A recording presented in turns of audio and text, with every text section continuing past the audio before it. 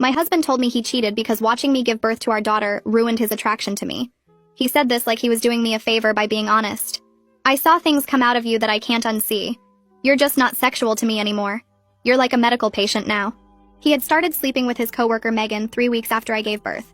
While I was bleeding, leaking milk, and trying to keep our newborn alive on no sleep, he was at her apartment telling her how disgusted he was by what my body had become. It's not personal, he said when I found out. Male biology isn't designed to witness birth. It triggers a protective response that kills sexual attraction. I researched it. There was no research. He made that up to sound scientific about being a terrible person. Blake didn't even try to hide the affair after I found out. He'd text Megan in front of me, leave for her place while I was nursing, come home talking about how refreshing it was to be with someone whose body was still tight and clean. You should be grateful I'm being transparent instead of sneaking around, he'd say. Most men would just leave. I'm trying to make this work despite my biological repulsion. He moved me into the guest room because he couldn't sleep next to someone who reminded him of medical procedures. He'd describe in detail what he saw during delivery and how it haunted him. The stretching, the fluids, the smell. I'm scarred, honestly. But he expected me to cook his meals, wash his clothes, and handle all the baby care because those were my duties as a mother. He started bringing Megan around our friends, introducing her as his emotional support during this difficult time. Blake's been through trauma, she'd say, rubbing his shoulder. Watching birth can give men PTSD. He needs understanding, not judgment. Our friends didn't know what to say. Blake had turned himself into the victim. He'd tell anyone who'd listen about his suffering, how he'd supported me through pregnancy, only to be visually assaulted by the delivery. He was trying to rebuild his ability to feel attraction, but my postpartum body was making it impossible. She doesn't even try to look nice anymore, he'd complain. I was 3 months postpartum, running on 2 hours of sleep, covered in spit up, and he wondered why I wasn't wearing lingerie. He gave me a gym membership for Mother's Day, a pack of diet pills for our anniversary, a book about winning your husband back after a baby for my birthday. Each gift came with a speech about how he was investing in our future by helping me become attractive again. I'm fighting for us, he'd say. You need to fight too. The breaking point wasn't the cheating or the cruel comments. It was when I overheard him on a work call. Blake was a medical equipment salesman who regularly sat in on surgeries to demonstrate products. He was laughing with colleagues about watching a cardiac procedure that morning. You should have seen the blood. The chest cracked open like a lobster. He wasn't traumatized by medical procedures. He was only disgusted by mine. That's when I started planning. I knew Blake's company was about to launch a new surgical device, and he was in line for the lead presenter position. It would mean a huge promotion and bonus. He'd been preparing for months. The presentation was in front of 200 potential buyers, plus all the company executives. Blake had to demonstrate the device during an actual surgery that would be broadcast on screens to the audience. The surgery they'd chosen? A cesarean section. Blake tried to get out of it when he found out, but his boss said it was perfect for showing the device's precision with delicate procedures. If he refused, he'd lose the promotion to his competitor Ramon, who was eager to step in.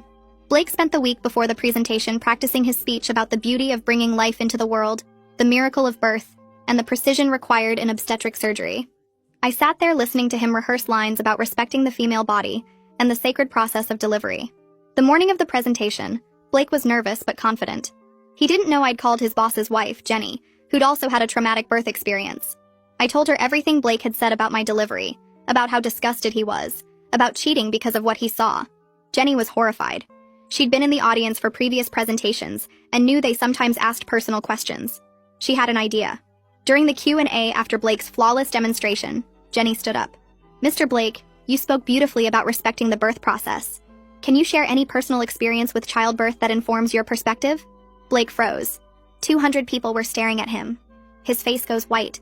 Every single person in that auditorium turns to look at him, waiting for his answer about his personal experience with childbirth.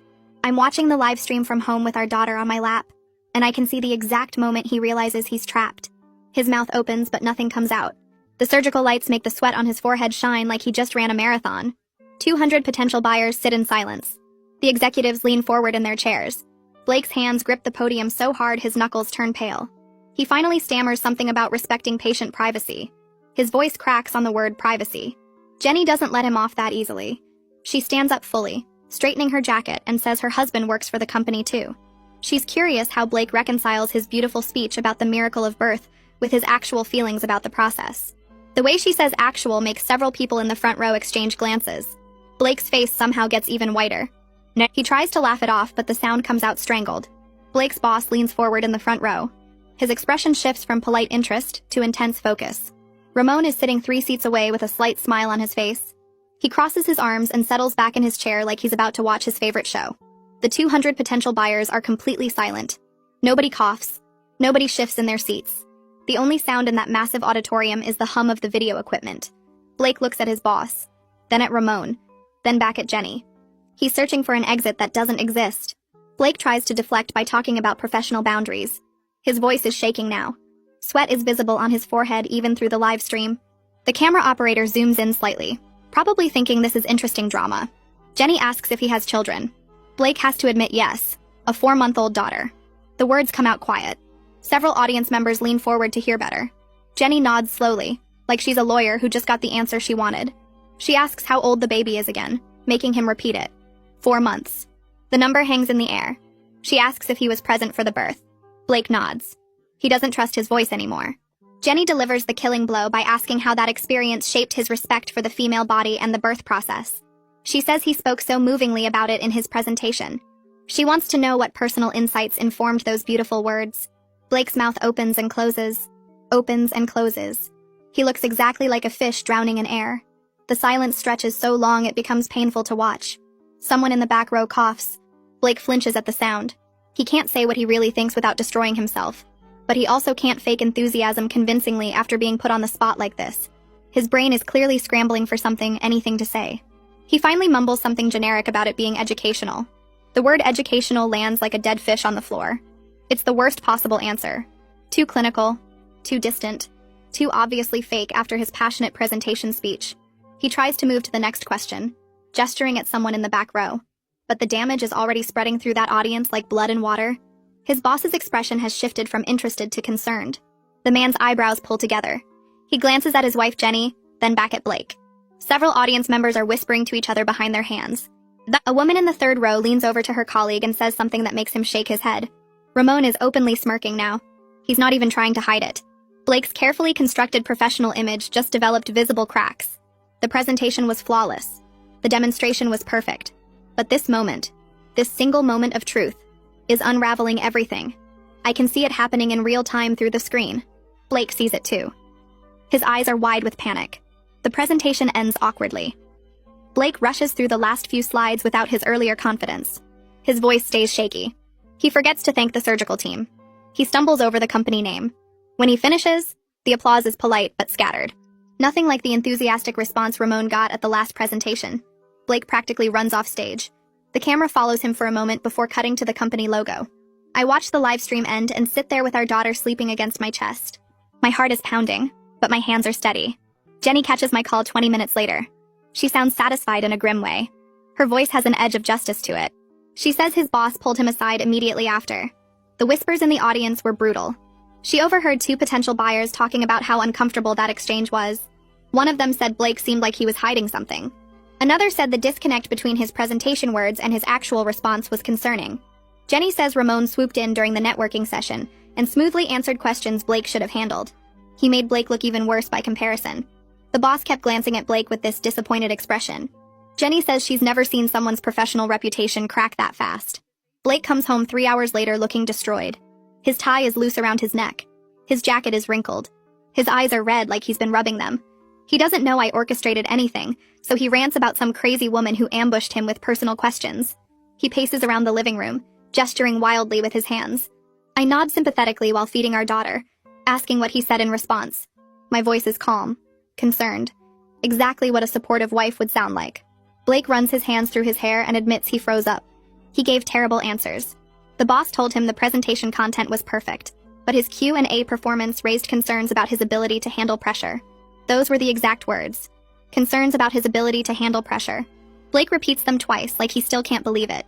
Ramon apparently stepped in smoothly and answered follow-up questions. He was charming and confident and everything Blake wasn't in that moment. Blake sinks onto the couch and puts his head in his hands. He says he doesn't understand why that woman targeted him. What did she want from him? Why did she push so hard about his personal experience? I make a sympathetic sound and suggest maybe she was just curious. Blake shakes his head. He says it felt personal. It felt like she knew something. I spend the next 2 days watching Blake fall apart. He checks his phone every 10 minutes, refreshing his email over and over. He calls colleagues and asks if they've heard anything about the promotion decision. His voice gets tighter each time someone says they don't know yet. He paces around the house with his laptop open, replaying the presentation video. I can hear him muttering to himself about that woman's questions. He keeps asking out loud why she targeted him specifically, what she wanted from him. I feed the baby and change diapers and pretend I don't know anything. Blake barely notices I'm in the room. He's too busy trying to figure out what went wrong. He watches the Q&A section 5 times on Wednesday alone. Each time he gets to Jenny's question, he pauses the video and stares at the screen. He's looking for clues, trying to understand why she pushed so hard about his personal experience. Thursday night, the doorbell rings around 7. Blake answers it and Megan walks in carrying takeout bags. She's never been to our house before. Blake always went to her apartment because he said it was easier that way. But tonight she's here, rubbing his shoulders and unpacking Chinese food on our kitchen counter. She tells him the presentation was perfect, and that woman was probably just some angry feminist looking to cause trouble. Blake nods and leans into her touch. I stay in the nursery with the baby, sitting in the rocking chair with the door cracked open. Their voices carry down the hall. Megan says Jenny probably has issues with men and wanted to make Blake look bad in front of his boss. Blake agrees and adds that some women can't handle seeing successful men in medical sales. They spend 20 minutes trashing Jenny, calling her bitter and jealous. I rock my daughter and listen to every word. Blake sounds more confident now that Megan's here supporting him. He says he's probably overthinking the whole thing. The promotion is basically his. Ramon doesn't have his technical knowledge or presentation skills. Megan kisses his cheek and tells him he's right. She leaves around 9 and Blake goes to bed looking more relaxed than he has in days. Friday afternoon comes. Blake is in the living room when his phone rings. I'm in the kitchen heating up a bottle, but I can see him through the doorway. He answers on the first ring. His voice is eager and professional. Then his face changes. The color drains out of it completely. His shoulders slump forward. He doesn't say much, just makes small sounds of acknowledgement. When he hangs up, he sits there staring at nothing for a full minute. I walk into the room with the baby. Blake looks up at me like he forgot I existed. He says he didn't get the promotion. Ramon got it instead. His voice is flat and hollow. I ask what happened, keeping my tone concerned and supportive. Blake repeats what his boss told him. The technical knowledge was excellent. The presentation content was perfect. But the company needs someone who can handle unexpected challenges with poise. His Q&A performance showed a concerning weakness under pressure. Those exact words keep coming out of Blake's mouth. Concerning weakness under pressure. He says Ramon stepped in during the networking session and answered follow-up questions smoothly. He was charming and confident and everything Blake wasn't in that moment. Blake made himself look bad by comparison. He stands up and starts pacing again. But this time it's different. He's not anxious anymore. He's angry. He says Jenny sabotaged him somehow. She must have. That question wasn't random. She knew exactly what to ask to make him freeze up. But he can't figure out how she knew or why she did it. He never connects it to me. Why would he? His wife's postpartum body problems have nothing to do with some executive's wife asking questions at a presentation. I let him rage for an hour. He calls Jenny names. He says she probably has it out for all men in the company. He wonders if she's trying to push some feminist agenda by making male presenters look bad. He texts Megan and she calls back immediately. I can hear her voice through the phone, high and sympathetic. She tells him this is discrimination and he should report Jenny to someone. Blake agrees and says he's going to figure out what her problem is. When he finally runs out of steam, I ask quietly if we can talk about our marriage. Blake barely glances at me. He says now isn't the time. He needs support, not more problems to deal with. I tell him I've been thinking about his comments about my body and the birth. I'd like to understand his perspective better. Blake waves his hand dismissively. He says we've been over this already. His honesty should be appreciated, not analyzed to death. I should be grateful he's being transparent instead of lying. Most men would have just left by now. He's still here, still trying to make this work despite everything. I nod slowly. Then I tell him I contacted Jenny 2 weeks ago. Blake's head snaps up. Finally, he's paying attention to me. I explain that I told her everything he said about being disgusted by my body after watching the birth. I told her about the affair with Megan. I told her about his supposed biological repulsion to me. Blake's face goes completely white. His mouth opens, but nothing comes out. I keep talking in the same calm voice. Jenny didn't ambush him randomly. I set it up. I researched his boss's family after learning about the cesarean presentation. I knew Jenny had her own traumatic birth experience. I called her and told her the truth about what her company's rising star really thinks about childbirth. Blake's color comes back all at once, flooding his face red. He starts screaming. I destroyed his career over my insecurity about my postpartum body. I'm vindictive and crazy. I ruined everything because I couldn't handle his honesty. I stay calm and point out that I simply told the truth to someone who asked a reasonable question about his stated beliefs. He gave that whole speech about respecting the birth process and the female body. Jenny just wanted to know if he had personal experience to back up those beautiful words. Blake lunges toward me.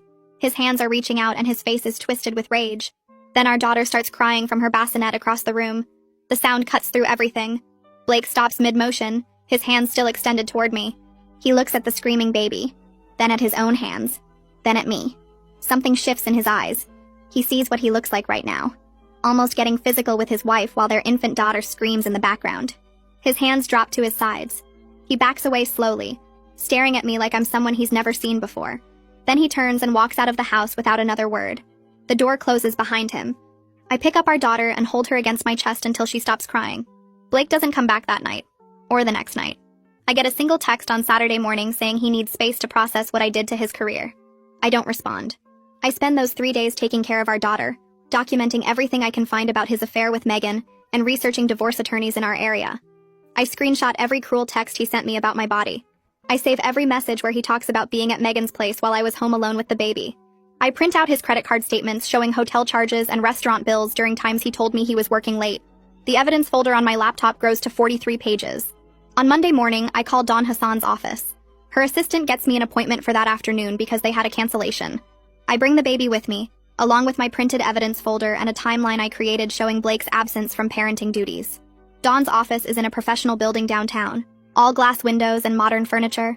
She's in her late 40s with short gray hair and sharp eyes that miss nothing. She takes one look at my 4-month-old daughter sleeping in her carrier and offers me coffee before we start. I walk Dawn through everything. The affair starting 3 weeks postpartum. Blake's comments about my body disgusting him moving me to the guest room, his gifts of gym memberships and diet pills, the way he brought Megan around our friends while claiming to be traumatized by watching childbirth. Dawn takes notes on her laptop, her expression getting harder with each new detail. When I show her the text between Blake and Megan where they discuss how gross my postpartum body is, Dawn actually swears under her breath. She asks if I have more documentation, and I hand her the 43-page folder. She flips through it slowly, stopping on certain pages to read more carefully. Dawn looks up from the folder and tells me I have an incredibly strong case. Blake admitted to the affair in writing. He abandoned his parenting duties completely, which I documented with the timeline showing he hasn't done a single night feeding or diaper change in 4 months. The emotional abuse is clear from his texts and the witness statements I got from 2 friends who heard him talk about being disgusted by my body. She says we have significant leverage for custody, child support, and asset division. Then she tells me I should file immediately, while Blake is still off balance from losing his promotion, and before he has time to hide assets or create a counter-narrative. I ask how quickly we can move, and she says she can have papers ready by end of business today if I want to proceed. I sign the retainer agreement right there in her office. Dawn makes calls to get the divorce petition prepared while I'm still sitting across from her desk. She asks detailed questions about our finances, our home, Blake's income from his sales job. I answer everything from memory because I've been managing our household finances since the baby was born. Blake just deposits his paycheck and assumes I handle the rest. Dawn's assistant brings in papers for me to review and sign. The petition lists adultery, abandonment, and cruel treatment as grounds. It requests primary physical custody, with Blake getting supervised visitation until he demonstrates actual parenting ability. It asks for child support calculated on his full salary. It demands a favorable asset split due to his fault in the marriage breakdown. I file for divorce on Monday afternoon. The clerk stamps the papers and gives me a case number. Dawn says the process server will deliver Blake's copies on Tuesday morning. She recommends I prepare for him to react badly when he gets served. I go home and move all of Blake's important documents to my lawyer's office for safekeeping. I change the locks on the house because technically it's my separate property from before the marriage. I set up the guest room as my permanent bedroom and move all of Blake's clothes into garbage bags in the garage. Then I wait. Tuesday morning at 9:30, my phone starts ringing. Blake calls me 3 times in a row. I don't answer. He leaves a voicemail that's just him yelling about how I'm a vindictive witch who's trying to ruin his life. He calls again 10 minutes later. This voicemail is him saying I'm overreacting to his honesty, and the calls keep coming. By 11 o'clock, he's called me 15 times. The voicemails get progressively more unhinged. He says I'm destroying both their lives over his honesty and my sensitivity about my body. He claims Megan is crying because I'm trying to punish her for supporting him through his trauma. He threatens to fight me for full custody because I'm clearly unstable. He says his parents will testify that I'm an unfit mother. The last voicemail is just him breathing heavily into the phone before hanging up. Dawn calls me Tuesday afternoon to say Blake's lawyer contacted her office. She's sending them a letter that outlines all our evidence. The text between Blake and Megan discussing his disgust with my postpartum body. The credit card statements proving the affair. The timeline showing his complete absence from parenting. The witness statements from friends who heard his cruel comments. We're asking for primary custody based on his abandonment. We're asking for child support based on his income. We're asking for a favorable asset division because he committed adultery and emotional abuse. Dawn says Blake's lawyer sounded surprised by how much evidence we have. She thinks they expected me to file on generic irreconcilable differences without proof of fault. Blake's mother calls me on Wednesday. She starts the conversation by saying boys will be boys, and all men struggle with fidelity sometimes. I should be more understanding of Blake's needs, and less focused on punishing him. She says I'm being too harsh by filing for divorce instead of trying to work things out. Blake made a mistake, but he's still a good father and provider. His father gets on the line and suggests marriage counseling. He knows a good Christian counselor who helps couples get past infidelity. They can have Blake back home by the weekend if I just drop the divorce and agree to work on the marriage. I take a breath and tell them their son cheated on me 3 weeks after I gave birth to his child. While I was bleeding and trying to keep their granddaughter alive on no sleep, Blake was at his girlfriend's apartment talking about how disgusting my body looked. He told me watching childbirth ruined his attraction to me, and he couldn't stand to sleep in the same room with me. He hasn't changed a single diaper or done a single night feeding in 4 months. He gave me diet pills for our anniversary and a book about winning your husband back for my birthday. He brought his girlfriend around our friends while claiming he was traumatized by witnessing medical procedures, even though he watches surgeries for his job without any problem. The phone line goes completely silent. Then Blake's father says they'll call back later and hangs up. They don't call back. Jenny texts me Thursday with an update from Blake's workplace. The gossip is spreading fast about why his wife filed for divorce right after he lost that big promotion. People are asking questions and connecting dots. Someone heard about the awkward Q&A moment with Jenny's question about his personal experience with childbirth. Someone else heard Blake's been staying at Megan's apartment since his wife kicked him out. The sales team is putting together that Blake cheated on his postpartum wife, got called out publicly for his hypocrisy about respecting birth, lost his promotion, and now his wife is divorcing him. Jenny says Blake's professional reputation is tanking because the Whisper Network is doing exactly what Whisper Networks do. They're sharing information and drawing conclusions Blake definitely doesn't want them drawing. Jenny calls me Friday afternoon sounding almost gleeful. She ran into Megan in the building cafeteria and Megan looked miserable. Jenny didn't say anything to her directly, but she overheard Megan talking to another coworker. Apparently Megan thought she was getting a successful medical sales executive with a bright future and a big promotion coming. Instead, she got a guy who lost his promotion, is going through a messy divorce, and has significant child support obligations about to hit. Blake's been staying at her apartment for almost a week, and Megan is realizing what she actually signed up for. Jenny says Megan has been noticeably cold to Blake at work lately. She's not doing the supportive girlfriend routine anymore. She barely looks at him in meetings. The other coworker asked Megan if everything was okay with her, and Blake and Megan just said it's complicated and changed the subject. Saturday morning, Blake shows up at my house with flowers and apologies. I watch him through the window as he walks up to the front door. He's holding a big bouquet of roses and he looks tired. I consider not answering, but I want to hear what he has to say. I open the door but don't let him inside. Blake starts talking immediately about how stressed he's been and how he said things he didn't mean. The presentation failure messed with his head, and he took it out on me unfairly. He wants to work on our marriage and be a real father to our daughter. He misses his family, and he knows he made mistakes, but he's ready to fix everything now. He holds out the flowers like they're some kind of peace offering that erases 4 months of cruelty and abandonment. I take the flowers and set them on the entry table without looking at them. Then I tell Blake he can come in and see the baby. He follows me into the living room where our daughter is on her playmat. Blake sits on the floor next to her and picks her up carefully. She doesn't cry, which surprises me. He holds her against his chest and talks to her softly. I pull out my phone and start recording video. Blake doesn't notice because he's focused on the baby. I let him hold her for a few minutes, capturing him actually interacting with his daughter for the first time in weeks. Then I ask him directly if he's still attracted to me, or if watching the birth permanently changed that like he said before. Blake looks up at me and his mouth opens, but nothing comes out right away. He's clearly trying to figure out what answer I want to hear. The pause stretches too long. 5 seconds, 10 seconds, 15 seconds. His eyes shift away from mine and he looks back down at the baby in his arms. That hesitation tells me everything I need to know. He's still disgusted by what he saw. He's still not attracted to me. He's just here because losing his promotion and facing divorce made him realize how bad his situation got. This isn't about wanting me back. This is about damage control. Blake finally speaks and admits he's trying to do the right thing even though the attraction issue is real for him. He says he researched it more after I exposed him at the presentation, and he thinks therapy might help him get past his mental block. There are specialists who work with men who develop aversions after witnessing birth. He's willing to try if it means saving our marriage and being there for our daughter. He looks at me with what he probably thinks is sincerity, but really just looks like desperation. I thank him for his honesty, and tell him the divorce is proceeding exactly as planned. But I'll agree to reasonable custody arrangements if he commits to actual parenting, not just showing up when it's convenient for his image. Blake's face falls and he starts to argue, but I take the baby from his arms and tell him he can leave now. He walks to the door without arguing further. I hear his car start and pull away. The video I recorded stays on my phone, showing Blake holding his daughter for the first time in weeks, while hesitating when asked if he could ever be attracted to me again. Dawn calls 2 days later to schedule our next meeting. Blake's lawyer sent over his custody proposal. They want 50-50 custody starting immediately. Dawn sounds annoyed when she tells me this. She says Blake's lawyer is clearly trying to intimidate me into accepting less child support by threatening a custody battle. We schedule a meeting for Thursday afternoon. I bring all my documentation to Dawn's office. Every text message from Blake about going to Megan's apartment. Every missed pediatrician appointment. Every night feeding I handled alone while he was somewhere else.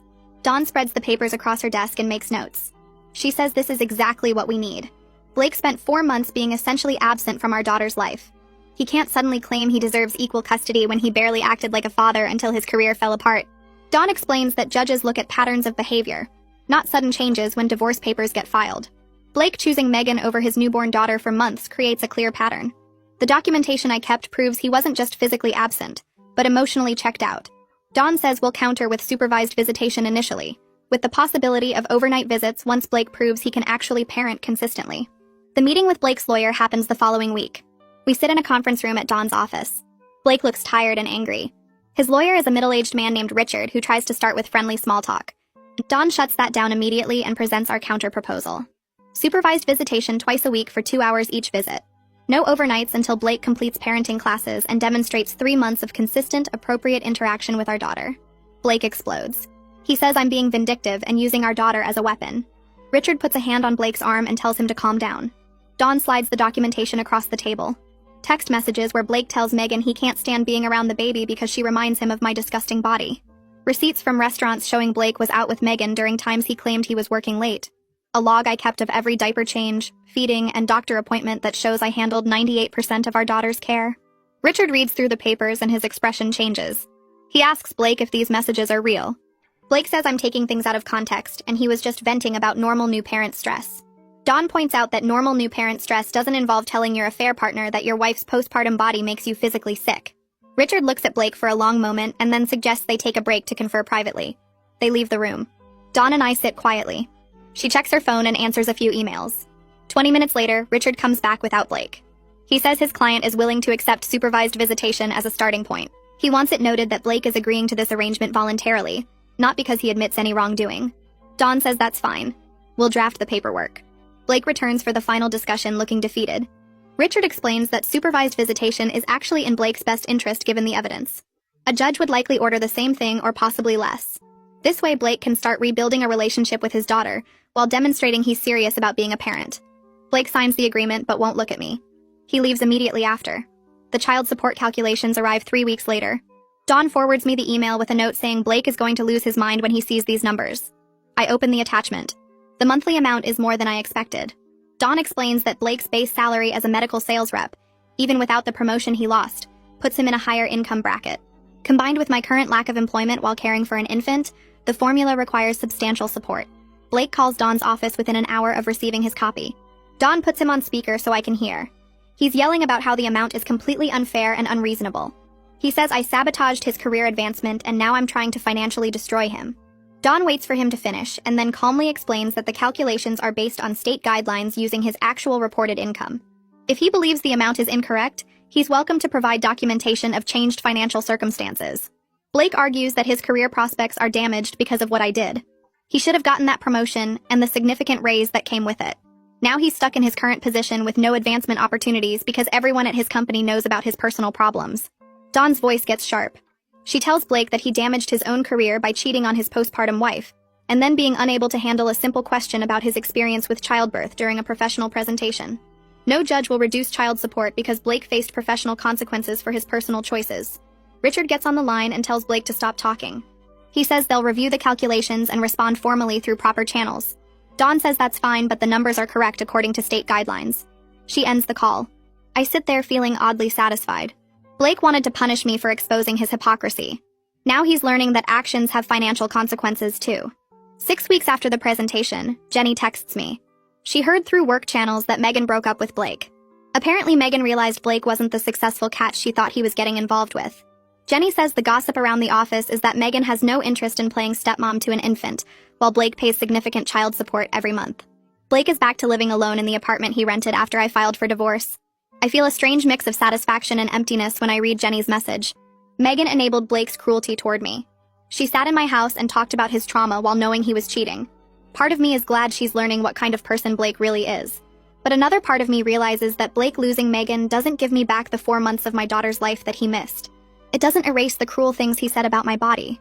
It just means he's alone now, dealing with consequences. Blake shows up for his first supervised visitation on a Saturday morning. The supervisor is a woman named Linda who works for the Family Services Agency. She's in her 50s with kind eyes and a no-nonsense attitude. Blake arrives looking exhausted and defeated. He's lost weight and his clothes don't fit right.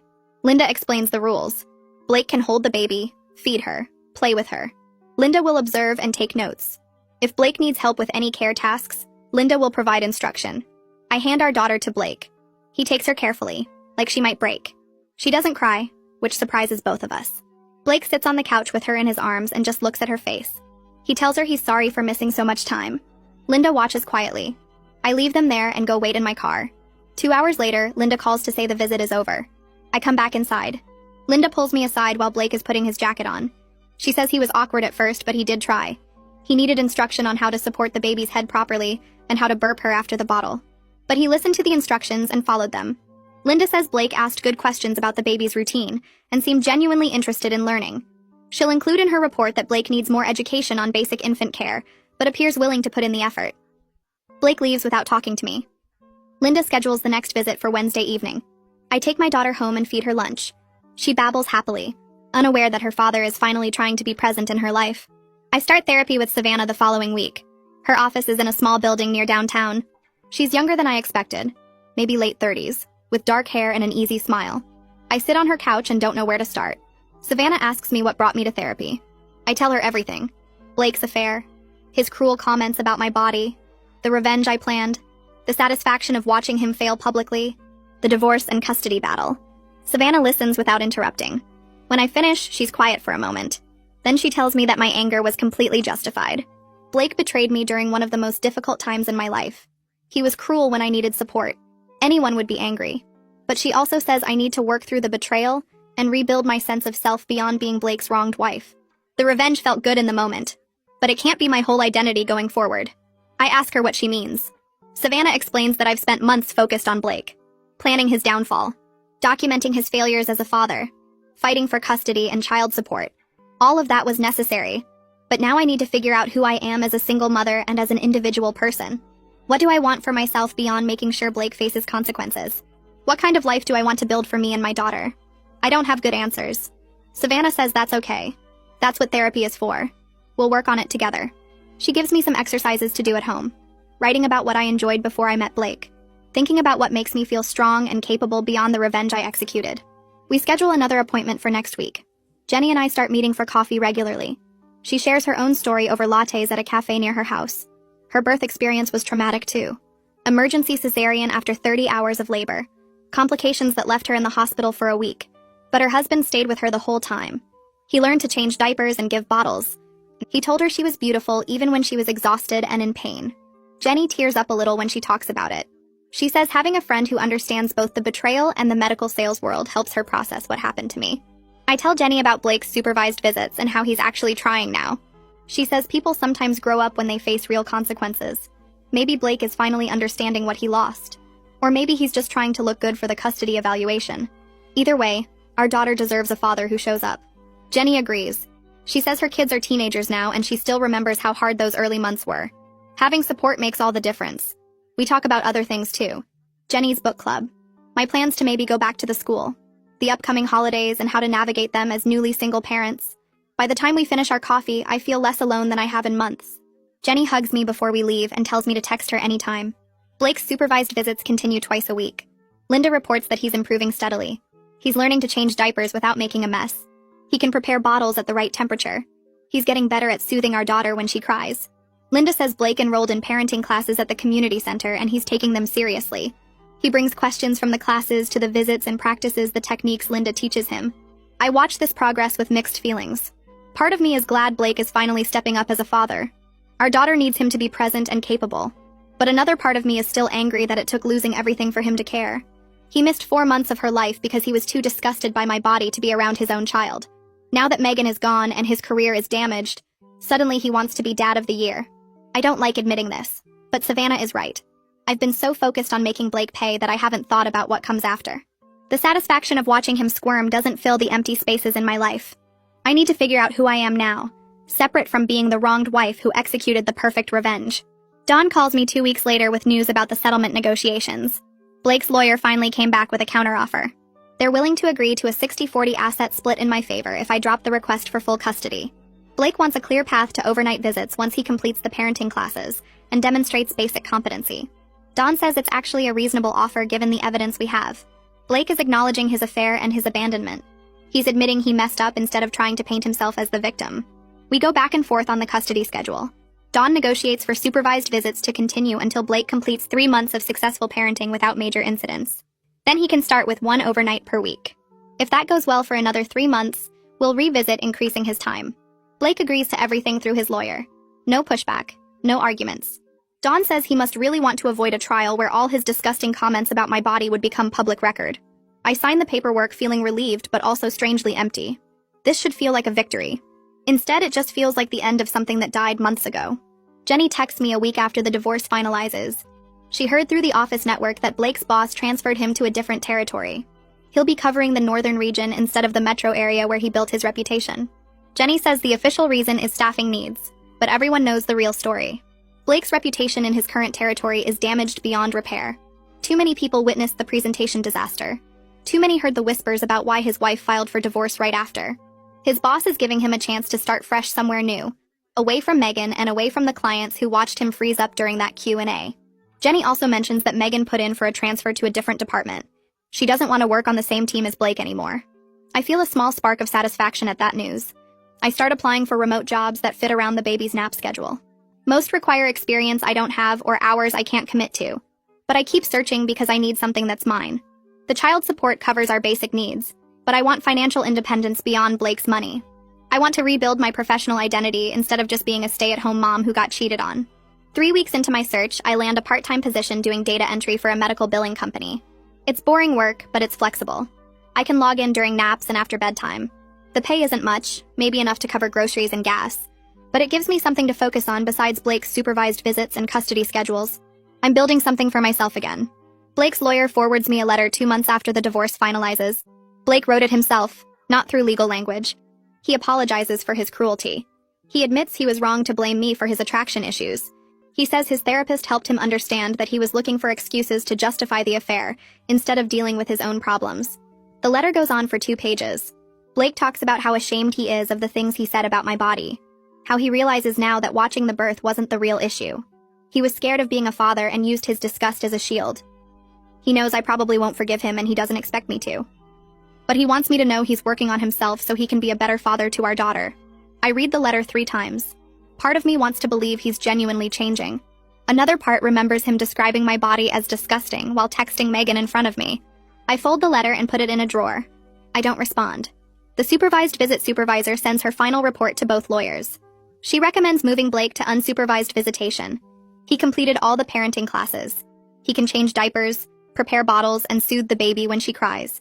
He shows up on time and stays engaged during the full 2 hours. He asks appropriate questions about her development and follows the supervisor's guidance. Dawn forwards me the report and asks what I want to do. I stare at my daughter playing with her blocks on the living room floor.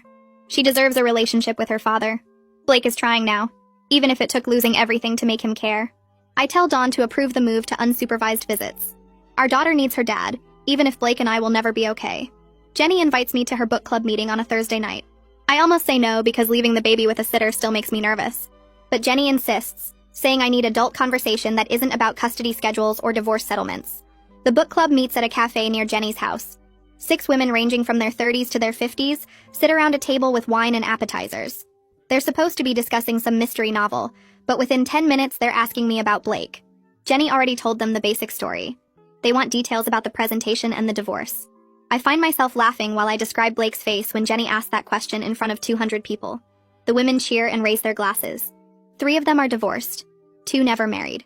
1 is happily married to her second husband after leaving a guy who sounds remarkably like Blake. They celebrate my strategic takedown while also telling me it's time to focus on moving forward. They invite me to join the club permanently. I say yes. Blake picks up our daughter for his first overnight visit on a Saturday morning. I packed her diaper bag 3 times, checking and rechecking that he has everything. Formula, diapers, wipes, her favorite stuffed animal, the sleep sack she needs for bedtime. Blake takes the bag and promises to text me updates. I watch him buckle her into the car seat and drive away. The house feels too quiet. I walk through the rooms not sure what to do with myself. Then I remember I have a whole night and morning to myself. No feedings, no diaper changes, no baby monitor. I sign up for a painting class at the community center that starts next week.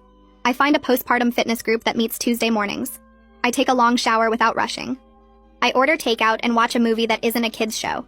By the time Blake brings her back Sunday afternoon, I feel more like myself than I have in months. Not just a wronged wife or an exhausted mother. Just me. Savannah and I work through my feelings about my postpartum body over several therapy sessions. She has me stand in front of a mirror and describe what I see without using Blake's words. At first, all I can think about is his disgust. The stretching, the fluids, the smell. But Savannah pushes me to find my own words. I see a body that carried and delivered a healthy baby. I see strength in the softness. I see proof that I survived something difficult. Savannah helps me understand that Blake's reaction was about his own issues, not any actual problem with my body. He couldn't handle the reality of childbirth because he's shallow and selfish. My body accomplished something incredible. I'm healing, growing stronger, learning to appreciate what I did instead of seeing myself through Blake's cruel lens. 6 months after the presentation, I run into Megan at a coffee shop downtown. She's in line ahead of me and clearly wants to avoid eye contact. But I'm done letting people like her make me feel small. I tap her shoulder and say hello. Megan turns around looking uncomfortable. She mumbles something about hoping I'm doing well. I tell her I'm doing great, actually. The divorce is final, I have primary custody, and I'm rebuilding my life. Then I add that she's welcome to Blake if she wants him, but I'm doing fine without either of them. Megan's face goes red. She admits she was wrong to participate in Blake's cruelty. She says she's ashamed of how she behaved during the affair. She thought she was special, that Blake genuinely cared about her. But he started making similar comments about her body a few months ago. Little remarks about her weight or her skin or how she looked in certain clothes. She realizes now that Blake's problem is Blake, not the women in his life. He'll always find something wrong because the issue is inside him. I don't forgive her, but I do feel satisfied knowing she learned the truth about Blake firsthand. I wish her luck and leave with my coffee. Walking back to my car, I feel lighter than I have in months. Blake picks up our daughter Saturday morning. I've triple-checked the diaper bag and packed extra clothes because I'm still nervous about leaving her overnight. He buckles her into the car seat while I watch from the porch. She waves at me with her tiny hand, and I feel my chest tighten. Blake asks if she's been sleeping through the night yet. I tell him she wakes up once around 3 but goes back down pretty fast. He nods and mentions he bought the same brand of formula I use so the transition will be easier. I give him the list of foods she's been trying lately. Mashed sweet potatoes, applesauce, those little puffs that dissolve. He takes the paper and promises to text me updates throughout the day. The conversation feels strange because it's normal. We're talking about sleep schedules and feeding times instead of screaming at each other. It's not friendly, but it's working. He drives away, and the house goes quiet in a way that feels both lonely and peaceful. I walk through the rooms not knowing what to do with myself at first. Then I remember I have a whole night to myself. I sign up for that painting class at the community center I've been eyeing. I find a postpartum fitness group that meets Tuesday mornings. I take a shower that lasts 30 minutes without rushing to check on the baby. I order Chinese food and watch a movie that isn't a cartoon. When Blake brings her back Sunday afternoon, I feel more like myself than I have since she was born. Not just a mom or a betrayed wife, just me. Dawn calls me on a Wednesday afternoon while I'm folding laundry. She says the final paperwork is ready for signatures. I drive to her office the next morning with the baby in her carrier. Dawn walks me through each page explaining what everything means. The divorce is officially complete. I'm legally single. The settlement gives me 60% of our shared assets plus child support that will cover daycare and basic expenses. I have primary custody with Blake getting scheduled visits that increase as he proves himself as a parent. Dawn shakes my hand and tells me I handled this better than most people in my situation. I sit in my car for 10 minutes after leaving her office just breathing. The relief hits me so hard I start crying. Not sad tears, but the kind that come when something heavy finally lifts off your chest. I text Jenny that it's done. She responds immediately with champagne emojis and tells me we're celebrating this weekend. Jenny hosts at her house Saturday night. The book club women all show up with wine and fancy cheeses. They toast to my strategic brilliance and my resilience. Someone mentions how I played Blake like a chess game and everyone laughs. Another woman says I should write a revenge manual for betrayed wives. Jenny raises her glass and says, "Here's to building a better life without dead weight." We drink and eat, and I feel genuinely happy surrounded by these women who supported me through the worst months of my life. They ask about my plans now that the divorce is final. I tell them about the painting class and the fitness group, about finishing my degree online, about maybe dating eventually when I'm ready. They all nod and share their own stories of rebuilding after divorce or betrayal. By the end of the night, I realize I have real friends now. People who know the whole ugly story and still want me around. Blake's mother calls me on a Tuesday morning. Her voice sounds different from the last time we spoke. Smaller somehow. She apologizes for dismissing my pain when I first told them about the affair. She admits she was wrong to defend Blake's behavior and make excuses for him. She asks if she can have a relationship with her granddaughter. I tell her yes, but with clear boundaries. Visits will be at my house where I can supervise. She agrees immediately. She comes over that Saturday with toys and books. She holds the baby and cries a little. She tells me I'm a good mother and she's sorry she didn't say that before. Blake's father doesn't come, but she says he's working through his own shame about how they handled things. I don't forgive them completely, but I appreciate the effort. My daughter deserves to know her grandparents even if they made mistakes. Jenny invites me to lunch at this cafe downtown. Tyler comes too, which surprises me. We order sandwiches and talk about normal things at first. Then Tyler mentions that Blake's new territory isn't going well. Sales numbers are down, and there are rumors about performance reviews coming up. Jenny gives me a look across the table. Tyler keeps talking about how the company is restructuring, and Blake might not survive the next round of cuts. I sip my iced tea and don't comment. Blake's career problems are his own now. I don't need to celebrate his failures or worry about his success. Jenny changes the subject to their lake house and asks if I want to come visit sometime. I say yes because I'm done letting Blake's life affect mine. Savannah asks me during our Thursday session if I've thought about dating. I laugh and tell her I can barely remember what it feels like to be attractive to someone. She reminds me that Blake's disgust was about his own issues, not my actual body. I know she's right, but knowing something and feeling it are different. I download a dating app that weekend just to see what happens. I swipe through profiles while the baby naps. I match with a few guys and have some basic conversations. Nothing serious, but it reminds me I'm still a person outside of being a mom. I go on one coffee date with a teacher named Lucas. He's nice and makes me laugh. We talk about books and our jobs. He doesn't ask about my divorce or my baby until the end when I bring it up. He says he respects single moms and thinks it's brave. I don't see him again because the timing isn't right, but it feels good to know I can do this when I'm ready. Savannah helps me work through my nervousness about physical intimacy, about trusting someone new with my body after Blake made me feel disgusting. We talk about reclaiming my sexuality on my own terms instead of letting Blake's words define me. Blake calls me on a Sunday afternoon sounding excited. Our daughter took her first steps during his visit. He describes how she pulled herself up on the coffee table and took 3 wobbly steps toward him, before sitting down hard. He sounds genuinely happy telling me about it. Not resentful or obligated, but actually proud. I thank him for calling and tell him to take videos next time. After we hang up, I realize this is the first time he sounded like a real father instead of someone checking boxes on a custody agreement. Maybe he's actually growing up. Maybe becoming a part-time parent forced him to appreciate the moments instead of taking them for granted. I don't forgive him for what he did, but I can hope he becomes better for our daughter's sake. I enroll in online classes to finish my degree.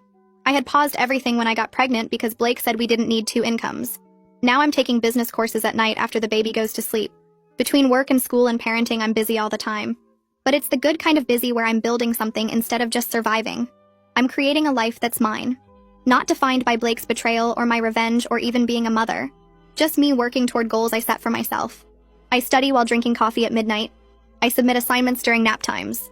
I feel my brain waking up after months of baby fog and exhaustion. I'm remembering who I was before all of this and figuring out who I want to become. Jenny calls me on a Friday and invites me and the baby to their lake house for the weekend. She says her kids are excited to meet us and Tyler is grilling on Saturday. I pack bags for both of us and drive 2 hours north. The house sits right on the water with a dock and a small beach. Jenny's kids are 7 and 9 and they're gentle with my daughter.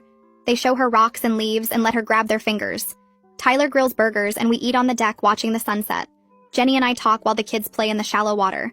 I feel genuinely happy for the first time since before I got pregnant. Not just okay or managing, but actually happy. I have real friends who care about me. I have a solid support system. I have a clear path forward that I'm building myself. My daughter splashes in the water and laughs. I take a picture to remember this moment. This feeling of moving past the worst thing that ever happened to me and finding something good on the other side. Blake calls me on a Tuesday evening while I'm making dinner. He sounds nervous. He asks if I have a minute to talk about the custody schedule. I put him on speaker and keep chopping vegetables while our daughter plays with blocks on the kitchen floor. He says he's been thinking about adding Wednesday overnights to the current arrangement. He's been doing well with the weekend visits, and he thinks our daughter would benefit from more time with him. He talks about how she lights up when he picks her up, and how she started calling him Dada consistently now. I watch her stack blocks and knock them down, laughing at the crash. I tell him I'll think about it and call him back tomorrow. After we hang up, I sit on the floor next to her and think about what's best for her versus what feels fair to me. Blake hurt me badly, but she deserves a father who shows up. The next day, I call him back and agree to the Wednesday nights starting next week. He sounds genuinely happy and thanks me. I tell him this is about her, not about forgiving him. He says he understands. I spend weeks planning my daughter's first birthday party. I invite Jenny and all the book club women. My mom and sister drive in from 3 hours away. I order a cake shaped like a butterfly and fill the living room with pink and purple balloons. Blake is supposed to pick her up at 10 in the morning for his visit. He shows up exactly on time carrying a wrapped present. He looks at all the decorations and the table set up with food. He asks what time the party starts. I tell him 2 o'clock, but he's not invited to stay. This party is for the people who supported me through the worst year of my life. He opens his mouth like he's going to argue, but then closes it. He picks up our daughter and kisses her head. He tells her happy birthday and carries her out to his car with her diaper bag. I watch them drive away, and then finish setting up. Jenny arrives first with a huge stuffed bear. The other women come with gifts and hugs. My mom cries when she sees how good I look compared to last year. We eat cake and watch my daughter smash frosting all over her face. Everyone takes pictures. I blow out the candle for her and make a wish that she grows up strong and loved. When Blake drops her off that evening, she's wearing a new outfit he bought her. He hands her to me without coming inside. I thank him for respecting my boundary. He nods and leaves. Savannah smiles at me during our Thursday session. She says she's been reviewing my progress over the past year. She lists everything I've accomplished. I processed Blake's betrayal without letting it destroy me. I planned and executed revenge that held him accountable. I navigated a difficult divorce and came out with a fair settlement. I established healthy co-parenting boundaries that put my daughter first. I rebuilt my life as a strong single mother with a support system and clear goals. She says she's proud of me. I feel tears in my eyes, but they're good tears this time. I tell her I'm proud of myself too. A year ago, I was drowning in betrayal and exhaustion. Now I'm taking college classes and making new friends and actually enjoying time with my daughter instead of just surviving. Savannah asks how I feel about Blake now. I think about it carefully. I tell her I don't forgive him and probably never will. What he did was cruel, and the timing made it worse. But I don't hate him anymore either. He's just my daughter's father now. Someone I have to deal with professionally for the next 17 years. She nods and says that's healthy. Anger was useful when I needed it for fuel. Now I'm past needing it. I sit on the living room floor watching my daughter play with her toys. She's gotten so big in just 1 year. She pulls herself up on the coffee table and takes wobbly steps along the edge. She babbles constantly in sounds that almost make sense. She has Blake's dark hair but my smile. I think about everything that happened this year. Blake's cruelty could have destroyed me. Finding out about the affair 3 weeks postpartum while I was bleeding and exhausted. Hearing him describe his disgust with my body. Being moved to the guest room like I was contaminated. Meeting Megan and hearing her defend his trauma. All of it should have broken me. Instead, I used it as fuel. I planned carefully and exposed his hypocrisy in front of everyone who mattered to his career. I filed for divorce and fought for what I deserved. I built a new life with real friends and actual support. I went back to the school and started dating again. My body brought life into this world. It survived betrayal and late nights and healing. It carried me through to the other side. I'm not the same person I was when I gave birth in that delivery room. I'm stronger now. Smarter. More independent. Blake tried to make me feel disgusting and worthless. He failed. I look at my daughter and smile. She's going to grow up watching her mother be strong. That's worth more than any revenge.